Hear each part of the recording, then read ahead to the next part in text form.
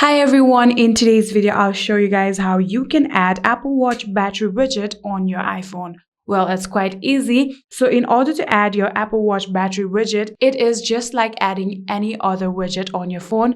Simply long press on your blank home screen just like this. Then you'll get the edit option on the top left corner, tap on it and then tap on add widget. So after doing that, here what you're going to do is tap on the search bar and then start typing battery. Here you can see this is the batteries option, tap on it. And then from here, you can see Apple Watch battery is just in here. So obviously before doing it, you have to make sure that your Apple Watch is paired with your iPhone. And then if you swipe left here, you will get various format of your widget status. Here you can see these are some widget status format that you can add. For now, I'm going to select this one. So then tap on add widget.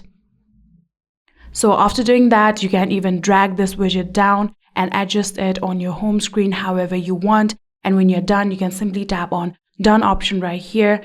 And just like this, you have now successfully added Apple Watch battery widget on your iPhone. I hope this video was helpful to you guys. If it was, please do not forget to hit that subscribe button and like our video. Thank you so much for watching. See you in the next.